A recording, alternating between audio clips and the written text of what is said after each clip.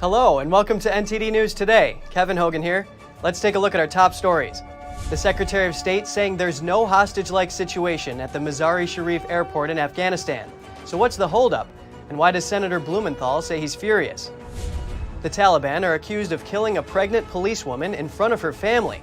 This while the EU ambassador to Afghanistan voices his concerns about women's rights after the Taliban's takeover. A tax expert says funding the new 2022 defense budget proposal will add up and would cost an extra $1.2 trillion over 10 years. And we look at Democrats' ambitious plans for the future of education, a main focus of the party's campaign platform.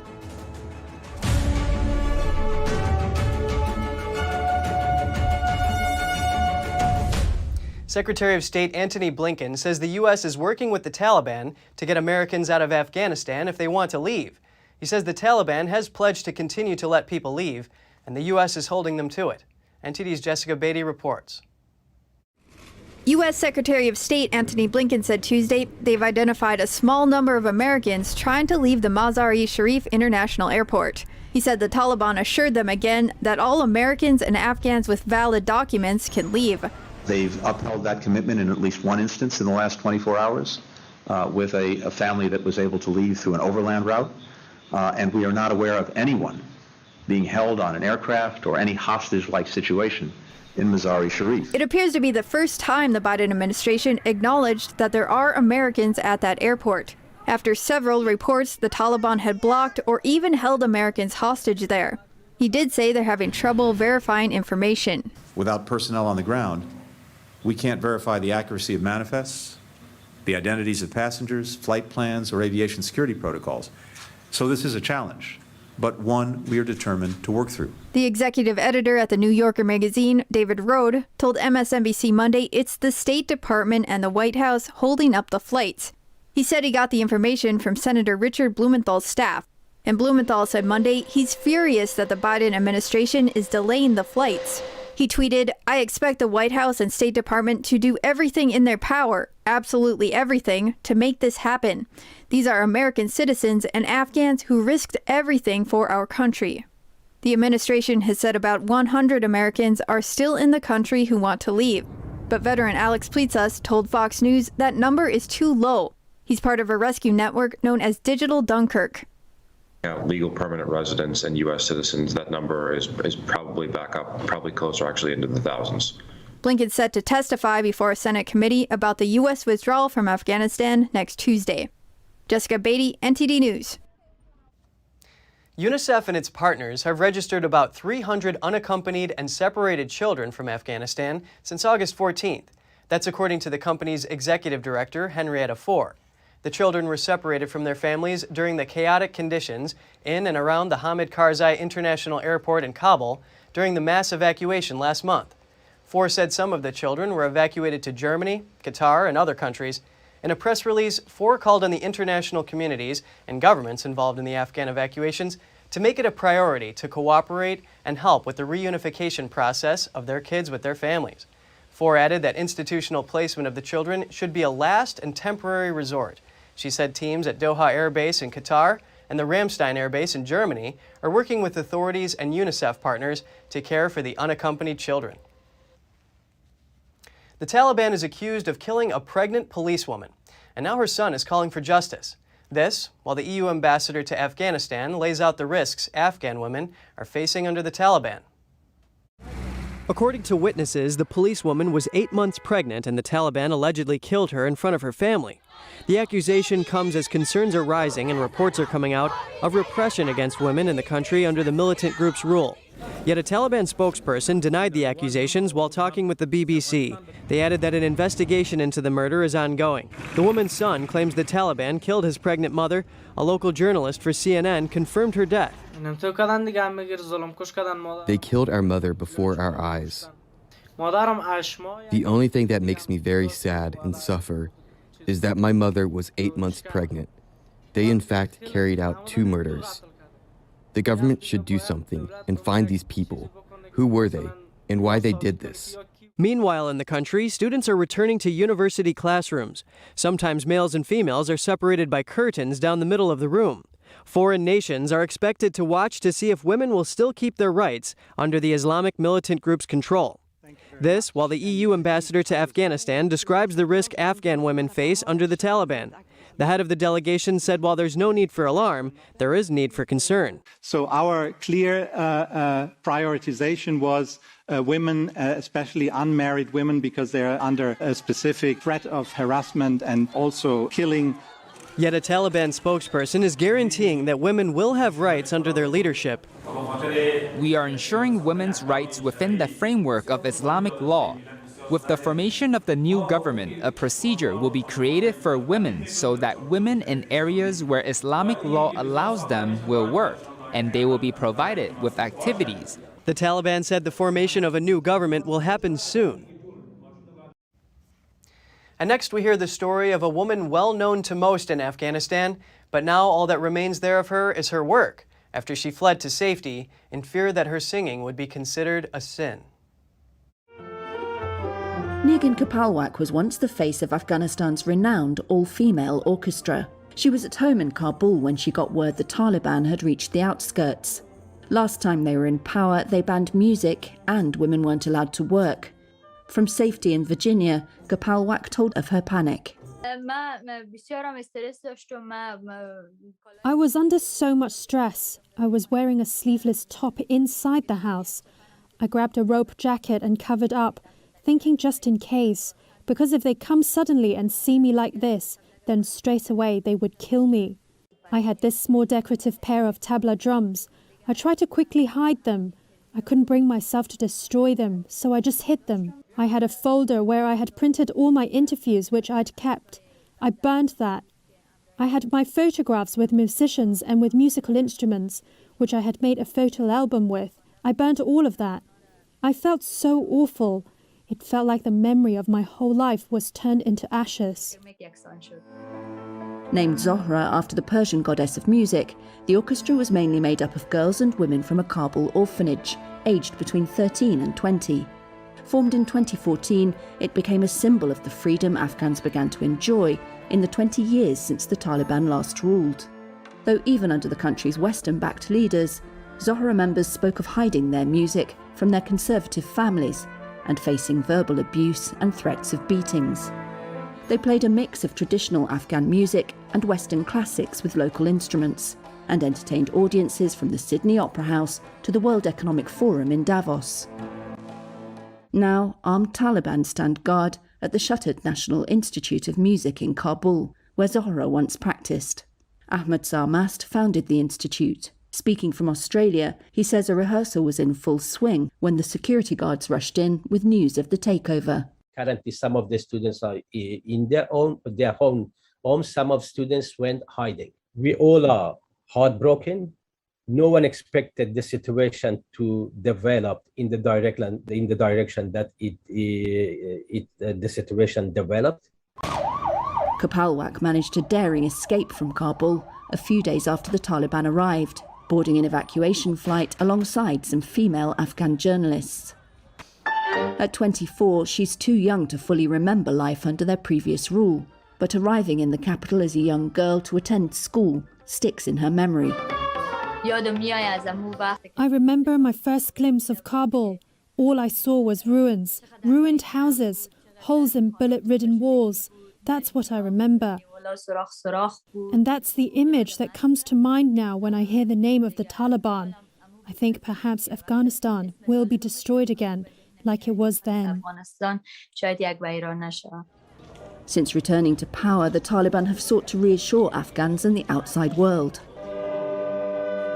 They've said cultural activities, as well as jobs and education for women, will be allowed, within the confines of Muslim Sharia law and Afghan Islamic practices. A new budget analysis shows how compound interest could soon affect U.S. fiscal policy. It predicts a $1.2 trillion increase in military costs over a decade, commenting on a defense budget bill proposed last week. The House Armed Services Committee has endorsed an increase in U.S. military spending. That's through its passing the 2022 National Defense Authorization Act last week. The move would represent a 5% or around $38 billion boost over last year's Department of Defense budget. Supporters have set ambitious goals for the military in preparation for possible conflicts with Russia and China. But a tax expert is warning that it won't be possible to maintain these increases in the long run. In an article published by a DC-based think tank, National Taxpayers Union, analyst Andrew Lotz wrote, "The differences compound over time, exceeding a $100 billion delta in 4 years and a $200 billion delta in 8 years.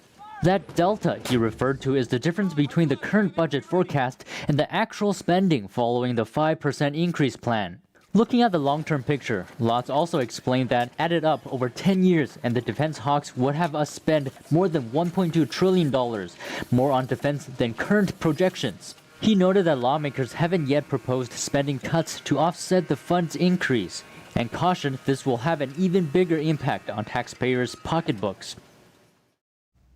The U.S. Coast Guard conducted flyovers off the coast of Port Fourchon, Louisiana, and other areas. It's investigating nearly 350 reports of oil spills following the devastation wrought by Hurricane Ida. Ida's 150-mile-an-hour winds wreaked havoc on offshore oil production platforms, as well as onshore oil and gas processing plants. And about 88% of the region's offshore oil production remains shut, and more than 100 platforms unoccupied. The Coast Guard has been conducting flyovers off the coast of Louisiana looking for spills. Flights on Sunday found evidence of a new leak from an offshore well. The Coast Guard also reported that another leak responsible for a miles-long streak of oil was no longer active. The Louisiana Department of Environmental Quality said it was working with the Coast Guard and the U.S. Environmental Protection Agency to require companies responsible for any spills to halt and clean up the discharges. Meanwhile, southern states still grappling with widespread power outages and waterlogged homes after Ida faced a new flash flood threats on Monday from slow-moving rain and drenching thunderstorms. Last week's storm all but destroyed New Jersey's largest dairy farm. One of its 7 tornadoes that ripped up parts of New Jersey and Pennsylvania is to blame for the damage. The owners of Willowcrest Farms in southwest New Jersey say up to 100 cows are still missing. Aerial video shows the farm covered in rubble. The area is now a mess of toppled grain silos, plus collapsed wood and concrete from barns. Equipment is also in ruins after trees fell right through the old farmhouse. Hundreds of cows were trapped under collapsed barns. 13 have died.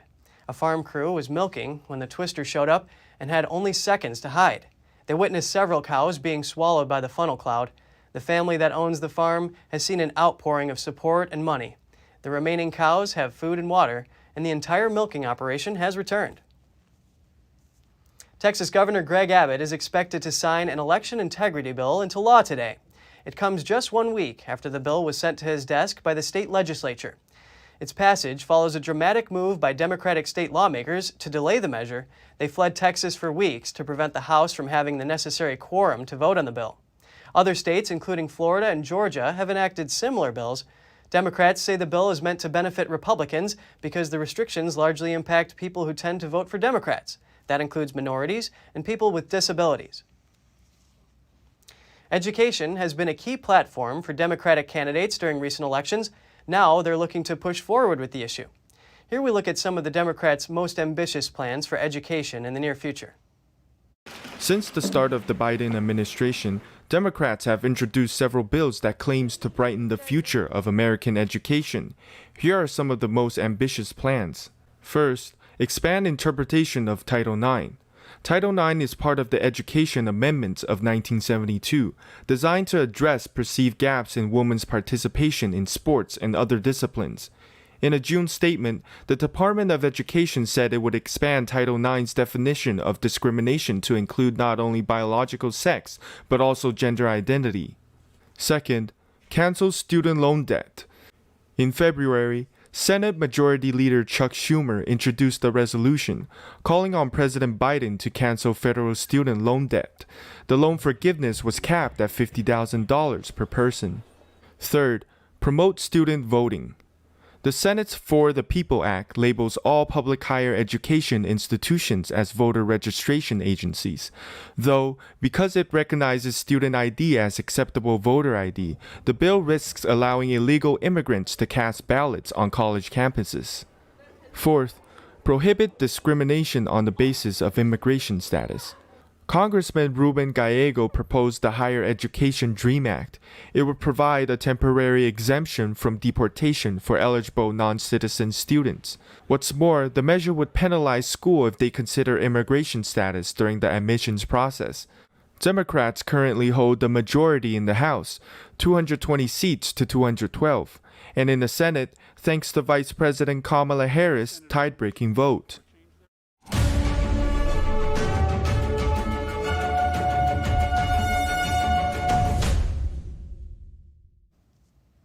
Virginia says it's going to remove a statue of General Robert E. Lee from Richmond. That's after the state's Supreme Court voted to allow its removal. A press release says it's the largest remaining Confederate monument in the U.S. The state will keep it in a storage facility and decide what to do with it at a later date. The statue's pedestal will remain in place, but could be reimagined as part of a future design plan. The state is allowing people to view the removal through a designated public viewing section and will also live stream the removal online. The mayor of Richmond says the statue and legacy of Robert E. Lee and the Confederacy no longer reflect the city's reality. The state's governor pushed for the removal of the statue in the aftermath of George Floyd's death in Minnesota. City officials in Portland, Oregon are protesting Texas's new law limiting abortions. They're planning to ban travel to and products from the Lone Star State until the new law is rescinded. NTD's Grace Coulter has the story. Portland is known for its protests. Now, city officials there are getting involved in a protest of their own. Portland City Council will vote on Wednesday whether to ban doing business with Texas. This following the Lone Star State's new restrictions on abortions.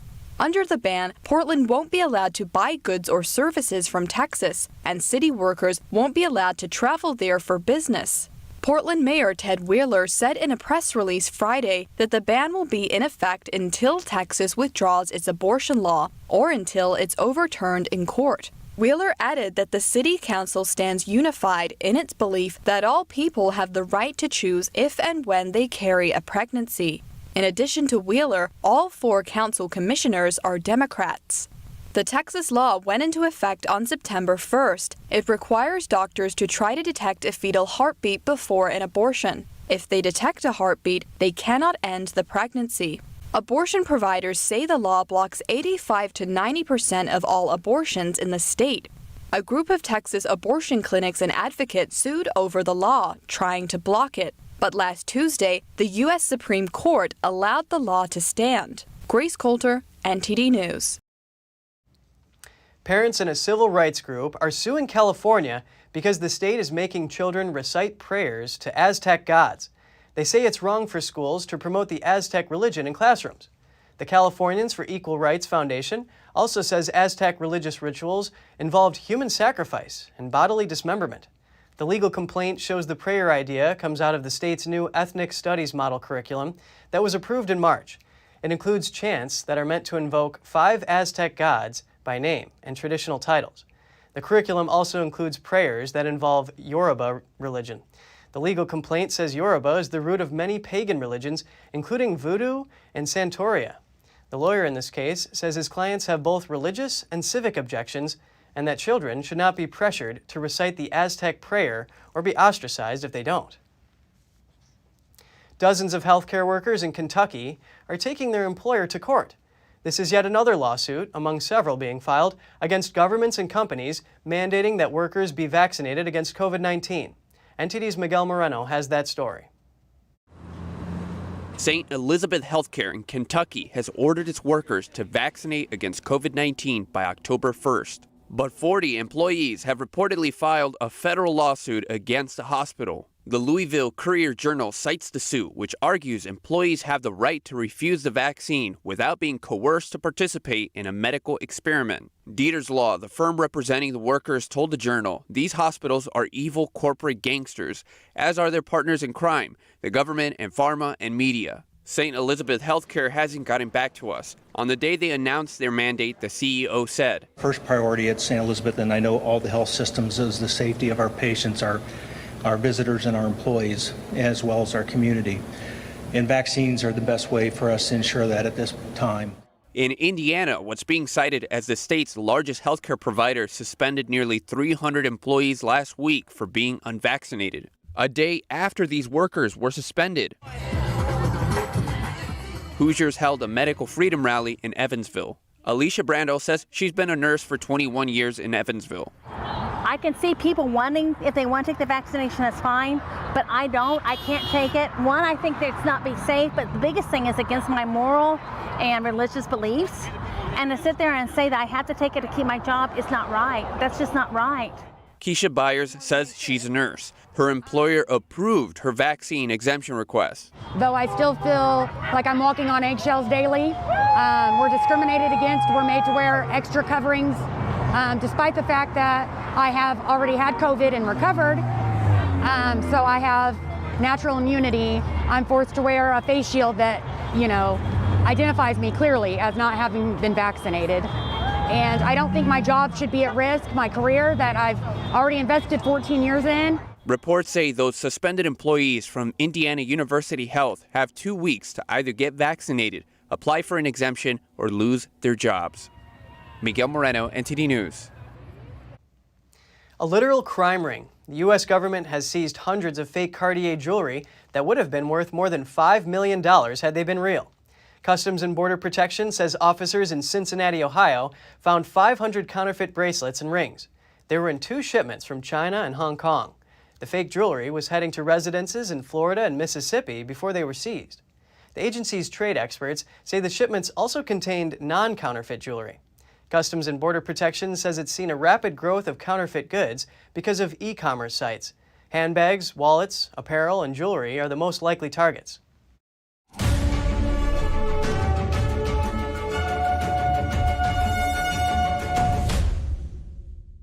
Hi folks, Joe Namath here with a new message about your Medicare benefits. You may be entitled to transportation, meals, and expanded coverage for dental work that includes extractions, fillings, and dentures, all at no additional cost. Plus, depending on your zip code, you may be entitled to the Medicare benefit that adds money to your Social Security check every single month. Call and get everything you deserve. Call now. It's free. I'm on a fixed income, so I called to get money added to my Social Security check. They helped me so much. I called to save money on copays, get prescriptions, transportation, and my dental work covered. I couldn't believe I was spending money I don't have to spend. Millions of people have trusted the Medicare Coverage Helpline, and you can too. Call now. It's free. Call 1-800-764-1930. That's 1-800-764-1930 now. Secure, the true solution for your digital privacy and security. Secure is a private and secure messaging and email solution hosted in Switzerland, using military-grade encryption and Swiss privacy laws, giving you true privacy. Secure is 100% private and does not collect or sell any of your personal data. Secure's Helix technology connects you securely to our Swiss servers without the need of a VPN, guaranteeing privacy and security for all your communications. Secure Messenger doesn't require your phone number or any personal data that hackers target. Chat by Invites allows you to chat privately and securely with anyone outside of your secure network without the need for others to download Secure. Secure Send offers you a private and secure way to email anyone outside of Secure. You won't find this level of privacy or security on any other email or instant messaging application. Visit secure.com. Regain and protect your privacy today.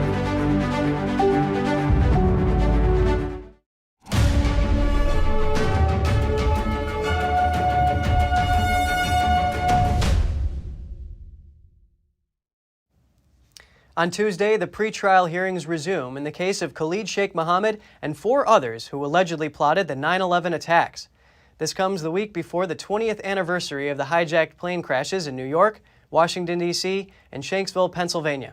The pretrial hearings were put on hold a year and a half ago, largely due to the pandemic and unresolved legal issues. Those issues include determining what evidence the defense will have access to, and if information gathered during the detainees' time at Guantanamo Bay will be admissible. Defense lawyers say some of the FBI's interrogations are stained due to the torture that suspects experienced prior to their arrival at Guantanamo. If convicted, the 5 suspects could get the death penalty. 20 years since one of the most tragic events in American history, 4 planes hijacked in a planned terrorist attack. 3 of those planes struck their target, but 1 did not, thanks to the heroic efforts of 40 passengers and crew members on board. The remains of a airplane crash over on Lambertsville Road. Tuesday, September 11th, 2001, 10:03 a.m. United Airlines Flight 93 plummets to the ground in Pennsylvania. The hijacked plane was a part of a terrorist plot aimed to hit the nation's capital. Just after takeoff, passengers called their loved ones and heard about the other hijacked aircraft striking the Twin Towers. They didn't know where they were going. They know the plane had been turned around, and they learn through those phone calls, this potentially could end up in a building, and they want to try to stop that. In the span of 20 minutes, the 40 passengers and crew on board came up with a plan, voted on it, and executed the idea. The plane later crashed in a field near Shanksville, Pennsylvania, killing everyone on board. One of those on that flight, Joey Nackey, who was traveling for business. I know in my heart that he was very intricate, like all of them were, when it came time to make sure Flight 93 did not reach its target. Ken Nackey describes his big brother as a great man who had a zest for living and was a jack of all trades. He had such a big heart that he would give you his shirt off his back or his last dollar out of your pocket if you needed it. Fast forward 20 years. The scene of tragedy, now a memorial dedicated to those 40 people who lost their lives. 40 people from different walks of life. 40 people who will forever be known as heroes for saving countless lives.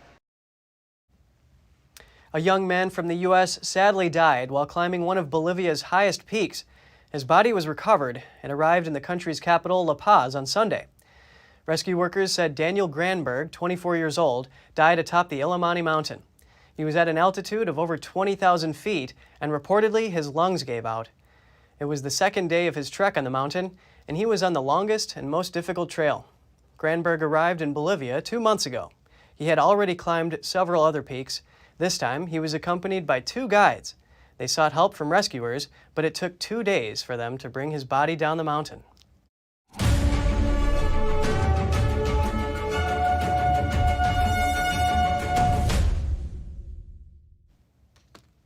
Strange things happening in China. Less than 2 weeks into his job, the German ambassador to China has died, and a black swan showed up uninvited at Tiananmen Square in Beijing. NTD's Tiffany Meyer brings us more on the story. The German ambassador to China died less than 2 weeks after arriving in China, and the German chancellor issued a statement expressing her condolences. Jan Hecker was a foreign policy advisor to Chancellor Angela Merkel before his appointment as ambassador to China. The German foreign minister told media the death is unrelated to Hecker's role as ambassador. Hecker officially started working at the end of August. According to German media, Hecker was one of Merkel's closest confidants. Hardly anyone in Berlin has had such a great influence on the chancellor's foreign policy in recent years. He accompanied the chancellor on almost all trips abroad. In recent years, perceptions of China have plummeted among the German public, but the government's China policy seemed not to keep pace. It still follows a policy of constant dialogue.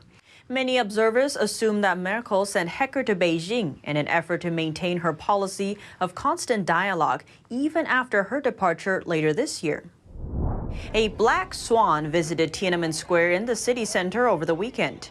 It caught the attention of nearby tourists. Animal conservationists removed the bird after a couple of hours. Some said the swan might have flown in from a nearby park. The incident triggered heated discussions among netizens, as Chinese leader Xi Jinping mentioned a black swan earlier this year. He cautioned people to be prepared for unexpected events that usually come with significant negative consequences. These are known as black swan events. The place the Black Swan landed carries deep historic significance for the Chinese people. In 1989, students and citizens across China protested against corruption in the Chinese Communist Party, demanding democracy and freedom. Tiananmen Square was the center of the demonstrations, but the Chinese military crushed the movement, killing hundreds or more protesters and arresting thousands. The clampdown has since remained one of Beijing's most widely censored topics. Up next, a historic trial is about to begin in Paris. 20 suspects will face justice for their involvement in what's known as the 9/11 in France. Families of victims of the passenger jet shot down over Ukraine speak in court, calling for justice. All that and more here on NTD News.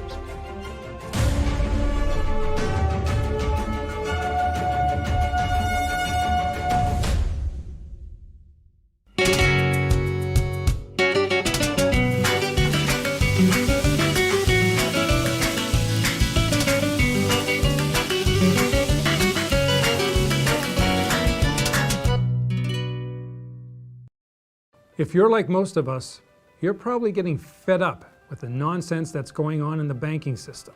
Did you know that top U.S. banks have recently amended their depositor terms and conditions to include the words bank failure and what's required of you in 24 hours if, or should I say when, it happens? Don't get blindsided by your bank. Call GSI Exchange today to pick up your complimentary copy of the Bank Failure Survival Guide at 866-424-2382. We'll also send you the required format to file with your bank within 24 hours of their failure, which is now required by the top banks to avoid freezing of your funds. Yes, the top banks can now freeze your money. The world is in a strange place, and banks are constantly changing the rules. So stay on top of the current events that really matter by calling GSI Exchange and requesting your free guide at 866-424-2382. Are you looking for a news source that does not spin the truth, doesn't push any false narratives, and instead presents you with the facts and lets you make up your own mind? Then go to readepic.com and try the Epic Times newspaper for yourself. It's pure honest journalism that's based in traditional values. Okay, Dad. 1, 2, 3.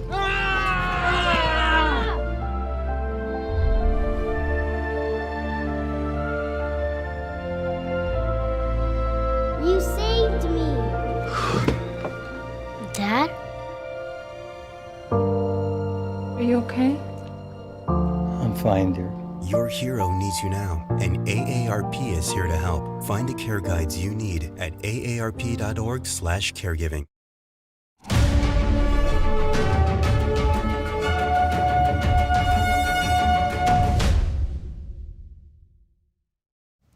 The largest and longest criminal trial in French history is set to begin this week.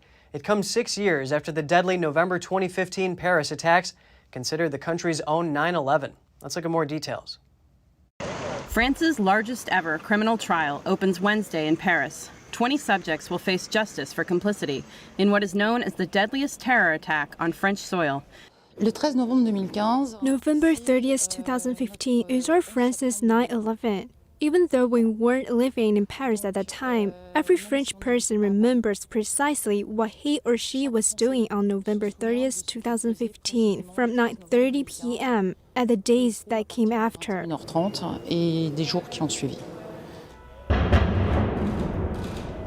On the night of November 13th, 2015, a group of gunmen and suicide bombers attacked central Paris, killing 130 people and injuring over 1,000 more. France's then president declared a national state of emergency that lasted for 2 years, marking the worst post-war atrocity in the country. The bombings and shootings were later claimed by the ISIS terrorist group. The only surviving attacker will stand trial on Wednesday. In the Paris Court of Appeals, benches are lined up with security cameras installed for the upcoming trial. Earlier this week, the French Minister of Justice visited the courtroom. All of France will be watching this trial. The whole world will be watching this trial. It is also an opportunity for our justice system to reaffirm that it functions with a certain number of unalterable rules which separate civilization from barbarism.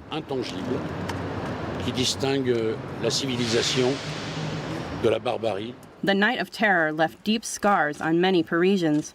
One victim, a history teacher, says he survived the attack 6 years ago, but has since suffered post-traumatic stress. He hopes the Paris trial will be educational and help to further understand the 2015 attack. Who were the terrorists? Why did they do this? Especially their superior. Why was this done? How was it organized? And once all this is on the table, it will prevent politicians or media from kidnapping the attacks from us or the memory of the victims by saying, look, this is horrible. It's the fault of this or that person. At least people can make up their mind based on what comes out of the trial. The trial involves around 1,800 plaintiffs and over 300 lawyers. It will last 9 months until May 2022, the longest in French history. 14 of the 20 defendants will be present. Family members of those killed when the Malaysia Airlines Flight 17 was shot down now have a chance to speak. 4 suspects are on trial for the murder of the 298 victims. Families of the victims of the downed Malaysian Airlines flight MH17 called for justice on Monday as they began testifying in the Dutch murder trial of 4 suspects. Australian Vanessa Risk lost her parents in the crash. They were gone just like that. Not even 1 hour later, the media was on the phone asking me to confirm if Albert and Marie Elizabeth Risk were on flight MH17. That was the moment I realised I'd lost was the knowledge of the world. I remember thinking to myself, how do I even answer that? How would the perpetrators answer that if it was their loved ones? Risk is one of dozens of relatives who will be given an opportunity to speak or submit written statements over the coming 3 weeks. It is now time for a conviction. I plead to the court that the victims and their families now receive justice. MH17 was flying from Amsterdam to Kuala Lumpur in 2014 when it was hit by what international investigators and prosecutors say was a Russian surface-to-air missile that originated from a Russian base just across the Ukrainian border. All 298 people on board the passenger aircraft were killed. Moscow denies all responsibility and has refused to extradite the suspects.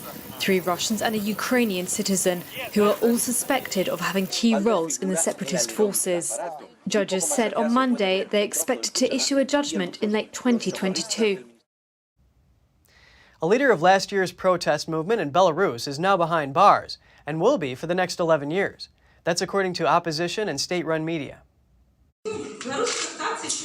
Maria Kolesnikova, who led mass street protests against Belarusian President Alexander Lukashenko last year, was sentenced to 11 years in jail on Monday.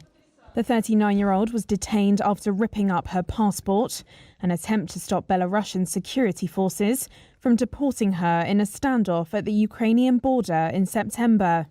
She and another senior opposition figure, Maxim Znak, were charged with extremism and trying to seize power illegally. They both deny wrongdoing, with Kolesnikova calling the charges absurd. Znak was sentenced to 10 years in prison. The pair were held in glass cages ahead of the verdict. Kolesnikova raised her handcuffed hands to make her trademark heart sign and smiled for the cameras. The musician turned politician became one of the faces of a large opposition movement during the country's presidential election in August 2020. Protesters claim the vote was rigged in an effort to prolong Lukashenko's grip on power. She is one of 3 women, all political novices, who joined forces to front the election campaign against him after higher-profile male candidates were barred from standing. Lukashenko, who vehemently denies electoral fraud, has been in office since 1994. He has faced fresh Western sanctions in recent months after launching a violent crackdown on his opponents. The trial, which began last month, was closed to the public on national security grounds. The European Union denounced the verdict, while Britain's Foreign Minister called it an assault on defenders of democracy. The circumstances of the case, the investigators and the witnesses have not been disclosed. A manhunt is underway in Israel after 6 Palestinian prisoners escaped through a tunnel. Israeli media are reporting the group used a tunnel to escape from Gilboa prison between Israel and the West Bank. Israeli police say intelligence are involved in a large police operation to find them. Drones and helicopters are being used in the hunt. In a statement to CNN, Islamic Jihad hailed the escape, calling it a major heroic act. Up next, a day's trip in Venice will no longer be free. The Italian city will start charging an entry fee next summer amid concerns about over-tourism. More on that in just a moment.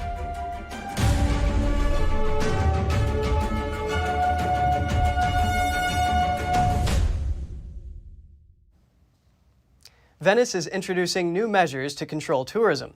The Italian city will begin charging entrance fees next summer, and CCTV cameras are now being used to track tourists' movements. Here's more. Grappling with over-tourism, Venice is taking up a new strategy and plans to set entrance quotas. The Italian city will charge day trippers an entry fee and require visitors to pre-book their trip on an app. The city's mayor briefed the media Sunday about the initiative, adding that the new rules will take effect as early as next summer. It's the first time that this is being done in the world, where a booking will be needed to visit a city, and consequently a management of the flux of people. We are talking about an experiment that intends to be inclusive. We are open to any criticisms or suggestions. Venetian officials have also started tracking visitors' movements using hundreds of CCTV cameras, optical sensors, and mobile phone tracers. Every 15 minutes, the system provides a snapshot of how many people are in which part of the city, alongside how many gondolas are sliding on the Canal Grande, whether boats respect the speed limits, and if the waters rise to dangerous levels. That, despite concerns of privacy, the system was built by multimedia and tech company Venice. We don't want to leave anyone behind or to stop people from coming to Venice. We would like people to book in advance, tell us where they want to go, what they want to visit, in order to be able to provide them a better quality of services. The idea was in the works even before the pandemic. This year, with travel slowly resuming, the restrictions are back on agenda. In the center of Venice, residents have shrunk to just 55,000. A glass shop owner says he supports the idea of cutting daily visitor numbers. I've been here for 30 years. It's totally different. Before it was less tourists, everything was... Venice was really romantic 20, 30 years ago. Some visitors accuse authorities of trying to squeeze more money out of the tourists. Others sympathize, but say charging fees isn't the right way to go. Residents, their relatives, students, and those who commute to Venice for work, as well as children under 6, will be exempt from the tourist tax. Visitors who stay at least one night in a hotel also will not have to pay, given they'll have already paid the city's overnight stay tariff. Airport-like turnstiles are now being tested as a way to control the flow of tourists, giving the city the ability to bar entry once it's considered full. And new footage of 2 African lion cubs born at the Amnéville Zoo in France on August 22nd. Their birth came as a surprise to both visitors and staff. Parents of the cubs are Helios, the 17-year-old male, and Isis, the 12-year-old female. The pair already gave birth in 2013, but the zoo did not expect a new litter given the advanced age of Helios. The babies, a male and a female, and their mother, were moved to a building out of sight and away from Helios until the end of their weaning. A number of African lions have declined from 100,000 in 1970 to 35,000 in 2021 in Africa, threatened by hunting and the reduction of their natural habitat. The public will be able to choose the names of the newborns on social media. And according to a new report, small bits of exercise and eating slightly fewer calories can help obese seniors make notable improvements in their health. This includes vascular health and weight loss. Here's Gina Marie, who brings us Strong Mind and Body.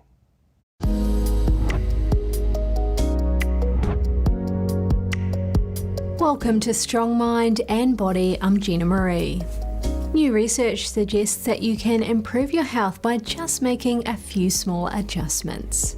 Just start by eating a few less chips and drinking less than 1 can of soda per day. But it's even better if you don't drink carbonated drinks altogether. Even if you've been eating poorly for decades and living a largely sedentary life, there's still hope. New research from the American Heart Association finds that obese seniors who cut just 250 calories per day and exercise moderately can undo decades of damage to vein health. This may also contribute to weight loss. Cutting 250 calories is virtually nothing. To put it in perspective, a single can of cola has about 140 calories. A serving of potato chips, and who has just a serving, is about 150 calories. The researchers found that a combination of moderate exercise and calorie reduction worked better to improve vascular health and promote weight loss. That was more optimal than aggressive calorie reduction and moderate exercise or exercise alone. Reducing calories by 250 per day and doing a little bit of moderate exercise for 20 weeks led to a nearly 10% loss in body weight. It was also associated with significant improvements in arterial stiffness, meaning blood flowed notably better. The general message from the new research is that slow and steady wins the race against aggressive changes. Taking moderate approaches to diet can help more in the long run than major shake-ups to your routine. It's also more sustainable. Cutting 600 calories per day from your diet is a struggle. You'll feel their absence. But 250, there's no chance you'll notice. Plus, the research indicates that it will work better. Incrementally cutting 250 calories is a tried and tested effective approach to weight loss. This new study shows that it can do a lot for heart health as well. How do you know when to cut more? When you notice that your weight loss plateaus. So let's say you cut calories and perform moderate exercise, and after 10 weeks you see weight loss slow down. Simply cut another 250 and the gains should continue. You can reverse years of abuse to your body with some simple adjustments. Your body is resilient when given a chance to recover. Thanks for watching. At NTD, we're honored to be your source for the news.